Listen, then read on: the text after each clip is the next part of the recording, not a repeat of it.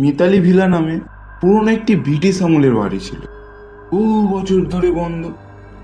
শহর থেকে দূরে গ্রামের পাশে দাঁড়িয়ে থাকা এই বিশাল বাড়িটি বহু গুজব, বিশেষ করে রাতের বেলা আলো জ্বলে ওঠা, কান্নার শব্দ ও ছায়ামূর্তির চলাফেরা।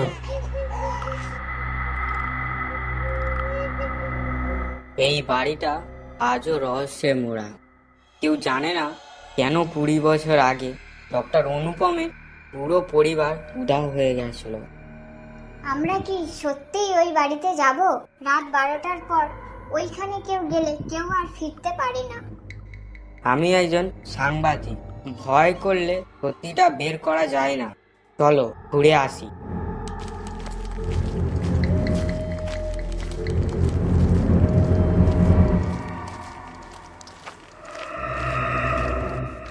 দরজা খুলে আপনা আপনি, পুরনো কাঠের দরজার আওয়াজ, বাতাসে ঠান্ডা স্নোত গন্ধ।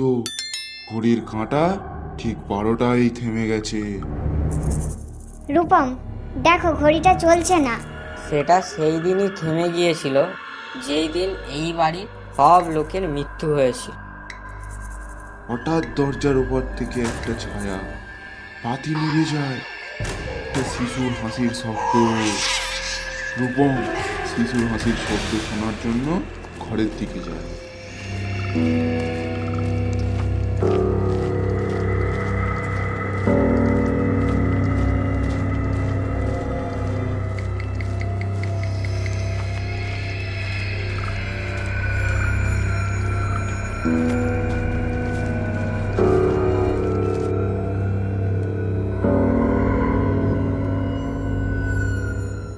আজ আমার মেয়েকে শেষবার খাইয়ে দিলাম। ও আর সহ্য করতে পারছে না। সেই ভয়ঙ্কর এক্সপেরিমেন্ট আমি ভুল করেছি। কার লেখা? ডাক্তার অনুপমের। ওর মেয়ে ছিল, মানসিক রোগে ভুগত। ডাক্তার নিজের মেয়ের ওপর অমানবিক পরীক্ষা নিরীক্ষা চালাতো। আলো নিভে যায় এবং ঘরে ঠান্ডা হতে থাকে।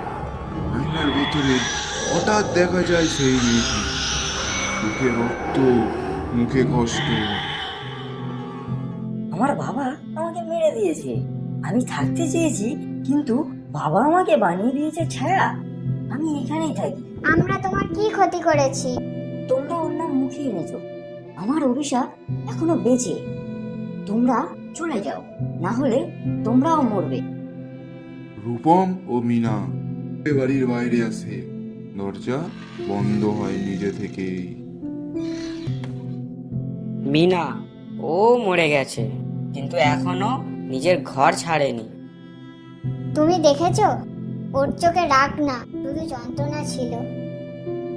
দূরে গ্রামের মাসিমা দাঁড়িয়ে আছেন আর বলছেন, ও তোমাদের বাড়ি থেকে বের হতে দিল, তার মানে ও চায় কেউ জানুক ওর কথা।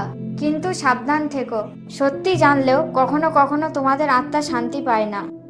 তারপর তারা ওই বাড়ি থেকে বেরিয়ে আসে।